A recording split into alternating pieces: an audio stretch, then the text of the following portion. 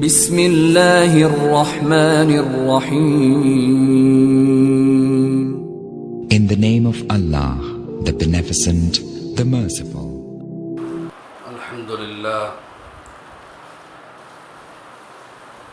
الحمدللہ رب العالمین والصلاة والسلام على سید الانبیاء والمرسلین وعلى آلہ واصحابہ اجمعین، اما بعد.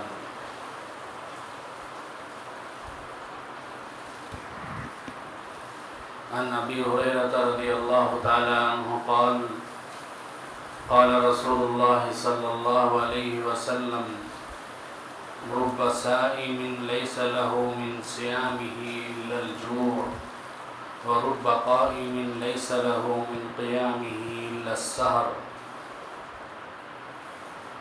وعن أبي هريرة رضي الله تعالى عنه قال: سمعت رسول الله صلى الله عليه وسلم يقول: الصيام جنة ما لم يخرقها. وقال رسول الله صلى الله عليه وسلم: من لم يدع قول الزور والعمل به فليس لله حاجة بأن يدع طعامه وشرابه. صدق الله العظيم وصدق رسوله النبي الكريم ونحن على ذلك من الشاهدين والشاكرين. محترم بزرگوں اور دوستو، اللہ کا کروڑوں احسان ہے کہ اللہ تعالیٰ نے ہمیں رمضان المبارک کا مہینہ عطا فرمایا اور رمضان میں روزہ رکھنے کی توفیق عطا فرمائی. جب بھی ہم کوئی کام دنیا کا بھی کرتے ہیں، اگر وہ کام اس کام کے طریقے کے مطابق کریں، اس کے اصول کے مطابق کریں، اس کے قاعدے کے مطابق کریں، تو اس کام کا جو نتیجہ ہے، جو فائدہ ہے، جو ثمرہ ہے، وہ حاصل ہوتا ہے. اگر کوئی بھی کام اس کے طریقے کے خلاف، اس کے اصول کے خلاف بے ڈھنگ طریقے پر کریں گے تو اس کام کا جو فائدہ ہے، جو نتیجہ ہے، وہ حاصل نہیں ہوگا. اسی طرح ہمارا جو روزہ ہے، یہ بھی ایک بہترین عمل ہے، اہم اور محتم بالشان کام ہے. اس کو اگر ہم اس کے آداب کے مطابق رکھیں گے تبھی جا کر ہمیں روزے کا جو حقیقی ثمرہ ہے، روزے کا جو حقیقی ثواب ہے، فائدہ ہے، وہ حاصل ہوگا. روزہ تو رکھ لیے، لیکن روزے کے جو بھی آداب ہیں، جو بھی اصول ہیں، ہم نے اس کی کوئی رعایت نہیں کی تو پھر ہمیں روزے کا فائدہ حاصل نہیں ہوگا، روزے کا ثواب حاصل نہیں ہوگا. میں نے 3 حدیثیں آپ حضرات کے سامنے پڑھی ہیں. اللہ کے نبی صلی اللہ علیہ وسلم نے انہی باتوں کی طرف ہمیں توجہ دلائی. سب سے پہلے حدیث میں اللہ کے نبی نے فرمایا: رب صائم لیس له من صیامه الا الجوع. بہت سے روزے دار ایسے ہیں کہ ان کو بھوکا رہنے کے سوا روزے سے کچھ بھی حاصل نہیں ہوتا. روزہ تو رکھ لیے لیکن روزے کے آداب کا لحاظ نہیں کیے تو انہیں روزے کا جو اصل ثواب ہے وہ حاصل نہیں ہوگا. وَرُبَّ قَائِمٍ لَيْسَ لَهُ مِنْ قِيَامِهِ إِلَّا السَّحَرُ. بہت سے شب بیدار رات کو عبادت کرنے والے ایسے ہیں کہ ان کو جاگنے کے سوا کوئی دوسرا فائدہ حاصل نہیں ہوگا، ثواب حاصل نہیں ہوگا. اور ایک حدیث میں نے آپ کے سامنے پڑھی. اللہ کے نبی نے فرمایا: من لم يدع قول الزور والعمل به. جو شخص روزہ رکھ کر جھوٹ بولنا نہ چھوڑے اور جھوٹی بات پر عمل کرنا نہ چھوڑے، فَلَيْسَ لِلَّهِ حَاجَةٌ بِأَن يَدَعَ طَعَامَهُ وَشَرَابَهُ. ایسے آدمی کے بھوکا رہنے، کھانا پینا چھوڑنے کی اللہ کو کوئی ضرورت نہیں ہے. اور ایک حدیث میں نے بیان کی، اللہ کے نبی صلی اللہ علیہ وسلم نے فرمایا الصیام جنۃ ما لم یخرقھا، روزہ ایک ڈھال ہے، دشمن سے حفاظت ہے۔ جس طرح جنگ میں ڈھال کے ذریعے سے دشمن کے وار سے حفاظت ہوتی ہے، اسی طرح روزے کے ذریعے سے دشمن یعنی شیطان کے حملے سے حفاظت ہوتی ہے۔ ما لم یخرقھا، جب تک کہ روزے کو پھاڑ نہ ڈالے، روزے کو توڑ نہ دے۔ بزرگان دین نے روزے کے 6 آداب بیان فرمائے، اگر ہم ان آداب کی رعایت کرتے ہوئے، لحاظ کرتے ہوئے روزہ رکھیں گے تو ہمیں روزے کا اصل ثواب، حقیقی فائدہ حاصل ہوگا، ورنہ ہمارا روزہ بیکار۔ فرض تو ادا ہو جائے گا لیکن روزے سے جو اصل ثواب حاصل ہونا ہے وہ حاصل نہیں ہوگا۔ بزرگان دین کہتے ہیں سب سے پہلی چیز ہے آنکھ کی حفاظت۔ روزہ نہ ہو تب بھی آنکھ کی حفاظت ضروری ہے، لیکن روزے کی حالت میں بھی اگر ہم آنکھ کی حفاظت نہ کریں تو پھر روزہ ہمارے لیے جو ہے کوئی فائدہ نہیں ہوگا، بیکار ہو جائے گا۔ جہاں بھی نگاہ ڈالنا شریعت کے مطابق حرام ہو وہاں نگاہ کرنا جائز نہیں ہے۔ اللہ کے نبی صلی اللہ علیہ وسلم نے فرمایا النظر سہم مسموم من سہام ابلیس، نگاہ شیطان کے زہر آلود تیروں میں سے ایک تیر ہے۔ جو بھی ایمان والا بندہ اللہ سے ڈر کر نامحرم عورتوں کو دیکھنے سے، ناجائز جگہوں کو دیکھنے سے، ناجائز فلموں کو دیکھنے سے، ڈراموں کو دیکھنے سے، اللہ کے خوف کی وجہ سے، اللہ کے ڈر کی وجہ سے اپنے نگاہ کی حفاظت کرتا ہے تو اللہ اسے ایمانی حلاوت نصیب فرماتے ہیں، اس کے دل کے اندر ایمانی مٹھاس، ایک ذائقہ، ایک لذت، ایمانی لذت سے مالا مال فرماتے ہیں۔ ایک حدیث میں اللہ کے نبی نے فرمایا لعن اللہ الناظر والمنظور الیہ، غیر محرم عورتوں کو، اجنبی عورتوں کو جو دیکھتا ہے اس پر بھی اللہ کی لعنت برستی ہے، اور جو عورت اپنے آپ کو دکھاتی ہے اس پر بھی اللہ کی لعنت برستی ہے۔ تو اس لیے بزرگوں اور دوستوں، روزے کی حالت میں ہمیں اپنے نگاہ کی حفاظت کرنی بے حد ضروری ہے۔ روزہ تو رکھ لیے لیکن روزہ کاٹنے کے لیے اگر ہم بیکار کی چیزیں موبائل وغیرہ میں، ٹی وی میں دیکھتے رہے، ناجائز چیزیں، اجنبی عورتوں کو، اجنبی مناظر کو، فلموں کو، ڈراموں کو، اس طرح کی بیہودہ چیزوں کو اگر ہم دیکھتے رہے، اللہ ہمیں معاف فرمائے، ہمارے روزے کا ہمیں کوئی ثواب نہیں ملے گا، الٹا گناہ ہوگا، الٹا گناہ ہوگا۔ جس طرح رمضان میں ایک نفل کام کرنے سے فرض کا ثواب ملتا ہے اور ایک فرض کو کرنے سے 70 کا اللہ تبارک و تعالیٰ ثواب دیتے ہیں، 70 فرض کے بعد۔ اسی طرح گناہ کرنے کا بھی جو ہے جرم زیادہ ہے۔ رمضان کا مہینہ ہو ہم گناہ کریں تو اس کا جرم بھی زیادہ ہے، اس لیے ہمیں اپنے نگاہ کی حفاظت کرنی ضروری ہے، یہ پہلی چیز۔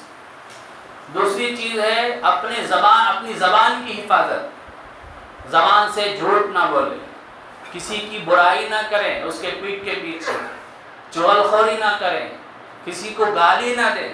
بہرحال زبان سے کیے جانے والے جتنے بھی گناہ ہیں ان تمام سے اپنے زبان کی حفاظت کرنی بھی ضروری ہے۔ جھوٹ کے بارے میں اللہ کے نبی نے فرمایا اذا كذب العبد تباعد عنه الملك ميلا من نتن ما جاء به۔ ہر انسان کے ساتھ 2 فرشتے ہوتے ہیں کرامن کاتبین، ہمیشہ لگے رہتے ہیں، لیکن جب بندہ جھوٹ بولتا ہے تو اس کے منہ سے ایسی بدبو نکلتی ہے کہ اس بدبو کو نہ سنبھالنے کی وجہ سے، اس بدبو کی اثر کی وجہ سے فرشتے دور بھاگ جاتے ہیں، 1 میل دور بھاگ جاتے ہیں۔ میلا من نتن ما جاء به۔ عام طور پر جو تاجرین ہیں، بیپاری ہیں، ان کا تو روزانے کا مشغلہ ہے، جھوٹ کے علاوہ ان کا بیپار ہی نہیں چلتا۔ گاہک آتا ہے تو کیا کہتے ہیں، مجھے میں لیا سو جتنا بھائی، میں لیا سو 2000 روپے کو، مجھے کیا نفع ملتا، حالانکہ لیا رہا تھا 1000 روپے کو یا 500۔ جھوٹ جھوٹ بولے نہیں تو بیپار چلتا نہیں حضرت بول نہیں. اللہ کے نبی کہہ رہے ہیں کہ جھوٹ سے نجات نہیں ملتی, جھوٹ ہلاک کرنے والی ہے. تو اس سے بڑھ کر ہمیں کیا چاہیے؟ ہمارا نبی کہہ دیا ہے کہ جھوٹ سے نجات نہیں ملے گی, جھوٹ میں ہلاکت ہے, جھوٹ میں بربادی ہے. تو پھر بربادی ہی ہے. جھوٹ بول کے اگرچہ ہم 10 روپے زیادہ حاصل کر لیے, یاد رکھو اس میں برکت نہیں ہوگی, گھر میں سکون نہیں ہوگا, پتہ نہیں اس کے بعد کیسی بڑی مصیبت آ جائے. سچ بول کے اگر ہم 1 روپے بھی کمائے اس میں برکت ہوگی. اس لیے خاص طور پر روزہ نہ ہو تب بھی جھوٹ سے بچنا ضروری ہے, اور خاص طور پر رمضان میں روزے کی حالت میں تو بے حد ضروری ہے جھوٹ سے بچنا. بعض بزرگوں کے نزدیک تو جھوٹ بولنے سے روزہ ٹوٹ جاتا ہے. ہمارے امام کے پاس والے سے روزہ نہیں ٹوٹتا, روزہ مکروہ ہوتا ہے, گناہ ہے, لیکن پھر بھی بچنا ضروری ہے.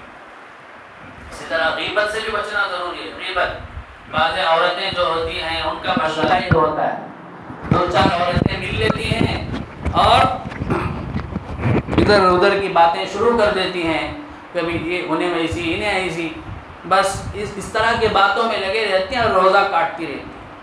فضائل اعمال میں آپ پڑھے ہوں گے, حضور صلی اللہ علیہ وسلم کے زمانے میں 2 عورتیں روزہ رکھیں, ان کے لیے روزہ رکھنا مشکل ہو گیا, جان جانے کے قریب ہو گیا. صحابہ نے آپ کے سامنے آ کر بیان کیا تو حضور صلی اللہ علیہ وسلم نے کہا کہ ان دونوں کو بلاؤ, اور ان دونوں کے ہاتھ میں آپ نے 2 برتن دیے کہ اس میں قے کرو. جب انہوں نے عورتوں نے قے کیا تو اس میں خون کے جو ہے ڈلے اور گوشت کے ٹکڑے نکلے. صحابہ کو تعجب ہوا, یہ کہاں سے نکلے؟ تو حضور صلی اللہ علیہ وسلم نے فرمایا کہ ان دونوں نے حلال مال سے روزہ رکھا, لیکن اپنی بہنوں کی, اپنے بھائیوں کی غیبت کر کے ان کا گوشت کھایا. قرآن پاک میں فرمایا گیا ہے کہ دوسرے بھائیوں کی غیبت کرنے سے, ان کے پیٹھ پیچھے برائی کرنا, یہ کیا ہے؟ ان کا اپنے مردار بھائی کے گوشت کو کھانے کے برابر. تو اس لیے بزرگوں اور دوستوں, جھوٹ سے, غیبت سے, چغلی سے, ادھر کی بات ادھر, ادھر کی بات ادھر, اسی طرح گالی گلوچ سے, زبان کے اندر زبان کھولے تو بس گالی, یہ تو منافقین کی عادت ہے. اللہ کے نبی نے فرمایا اذا حدث فجر, منافق کی نشانی یہ ہے کہ جب بھی وہ بولتا ہے تو بس گالی بکتا ہے. تو اس لیے رمضان میں روزے کی حالت میں خاص طور پر ان چیزوں سے ہمیں بچنے کی ضرورت ہے. یہ دوسری چیز, ایک آنکھ کی حفاظت, دوسرے زبان کی حفاظت, تیسری کان کی حفاظت. جن چیزوں کا بولنا کہنا جائز نہیں ہے ویسی چیزوں کا سننا بھی جائز نہیں. کوئی دوسرا آدمی دوسرے کی برائی ہمارے سامنے کر رہا ہے تو اس کا سننا بھی گناہ ہے. اسی طرح آج کل ہمارے نوجوان نسلوں کی عادت ہے, بس کانوں میں وہ ہیڈ فون لگا لیتے ہیں اور دن بھر جو ہے اس میں پتہ نہیں کیا کیا سنتے رہتے ہیں, گانے وغیرہ.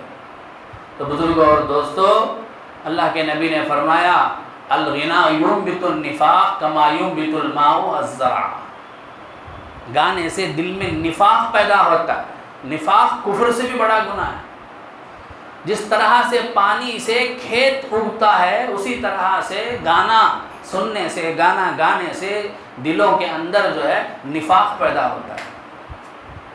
اس لیے بزرگوں اور دوستوں, ہمیں روزے کی حالت میں گانوں کو سننے سے بھی بچنے کی ضرورت ہے. یہ کان کا گناہ, زبان, آنکھ کی حفاظت, زبان کی حفاظت, کان کی حفاظت. چوتھی چیز دیگر اعضاء کی حفاظت. ہاتھوں کو ناجائز چیزوں کو پکڑنے سے بچیں, پیروں کو ناجائز جگہ چلنے سے بچائیں, اسی طرح پیٹ کو حرام چیزیں کھانے سے اپنے آپ کو بچائیں. حرام چیز سے افطاری بھی نہ کریں, حرام چیز سے سحری بھی نہ کریں. ہم کیا دیکھتے نہیں ہیں, جہاں سے بھی آئے کھا لیتے ہیں, پی لیتے ہیں. عام طور پر مسجدوں میں گنجی کے لیے چندہ کرتے ہیں تو دیکھتے ہی نہیں ان کا بیپار کیسا ہے, ان کی تجارت کیسی ہے. بس پیسے ملنا ہے, بس ہمارا کام چلنا ہے. لے کر آتے ہیں گنجی پکا کے روزے داروں کو کھلاتے ہیں. تو بزرگوں اور دوستوں, جتنے روزے دار ہیں ان کا روزہ بھی خراب ہوگا, اور جنہوں نے یہ انتظام کیا ان کے اوپر بھی گناہ کا بوجھ ہوگا. اس لیے مسجد کے ذمہ داروں کو اسے دیکھنے کی ضرورت ہے. جہاں سے ہم چندہ لیتے ہیں ان کا بیپار کیسا ہے، ان کی تجارت کیسی ہے، حلال ہے کہ نہیں.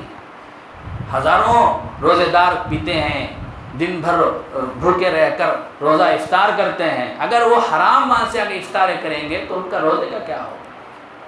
تو دیگر اعضاء کی حفاظت، یہ چوتھی چیز. پانچویں چیز ہے حلال مال سے سحری اور افطاری کریں، لیکن حد سے زیادہ نہیں، حد سے زیادہ نہیں.